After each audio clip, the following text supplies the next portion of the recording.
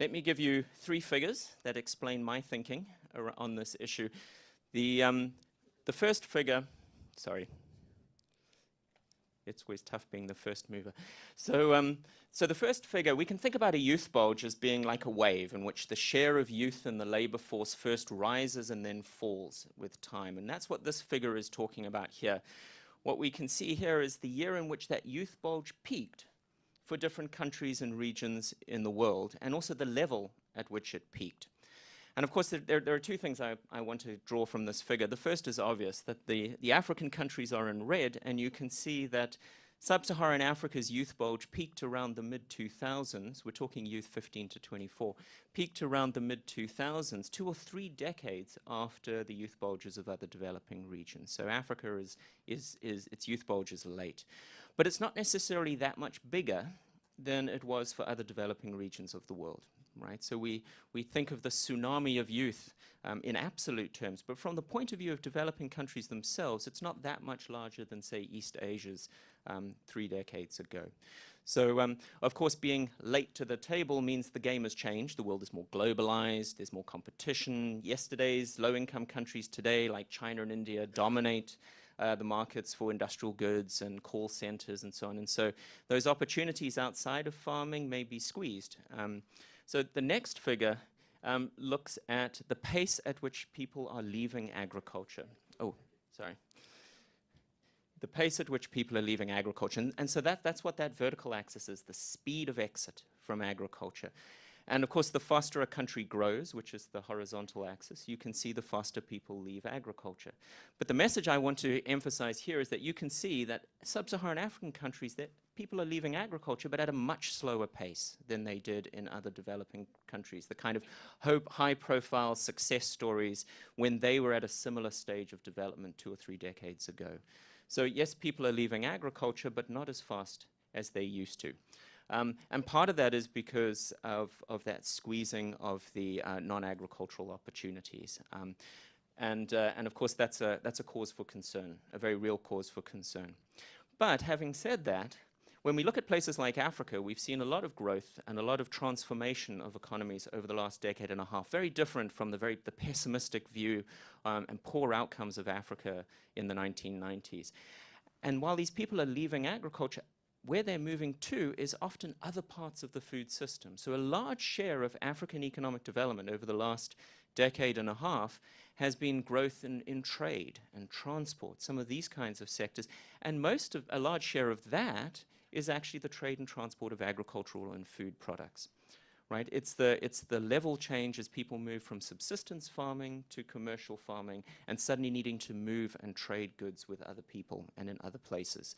And so, and that means that the food system can create lots of opportunities. And here's my final figure. The food system is much bigger than agriculture itself. And so this is some efforts that we've undertaken to try and measure the size of the food system in developing countries. Here are some African examples. And what you can see is the black bar is the share of agriculture in these economies. And then those colored additions are different parts of the food system, the processing, the trading, the producing of fertilizers and other inputs that are used in farming. And you can see that broader food system is much bigger than just agriculture itself. And we can draw the same diagrams for employment, and we see a lot of jobs are also being created outside of agriculture itself. And this is likely to grow. We know agriculture as a share of the economy gets smaller and smaller over time, which is why many people are pessimistic about what agriculture offers. But this food system may get smaller, but smaller at a much slower pace. And a lot of the jobs in the food system are going to happen off the farm. And so I think the farming system creates great opportunities for young people. So let me conclude with my final slide, just a few points. One thing we have seen from this book, which compares African countries today with some of those success stories from 2 or 3 decades ago, and looks at the role that youth played in rural transformation. And what we found time and again in these studies is that it's education that determines whether people are able to move, to take advantage of opportunities, and to run non-farm businesses, those kinds of jobs in the downstream sectors of the food system. And the good news is that young people today are, generally speaking, much better educated than the previous generation in places like Africa.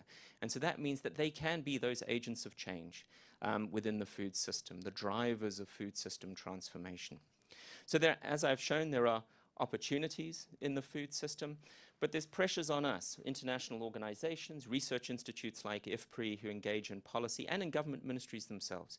If we want to start taking a food system perspective and drive that transformation, we're going to have to stop working in silos, both as researchers in our fields, agriculture, industry, and so on, and as ministries, agriculture, industry, urban development. And we need to align those policies, because a lot of the tail end of those food systems are sitting in urban areas, and a lot of the processing sector requires complex industrial policies to activate those opportunities. So we do need to think differently in the way we organize ourselves and who we work with. And then finally, and I think Mary highlighted this, I think there are tremendous opportunities to being late to the table like Africa is today. IT, social media create fantastic opportunities.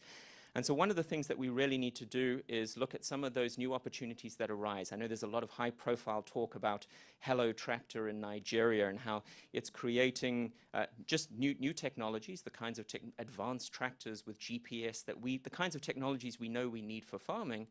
But also, like Uber Tractor, it's connecting people to work opportunities, people who own tractors with people who need tractors. It's a good example that many people know, but it's the kind of thinking that we need.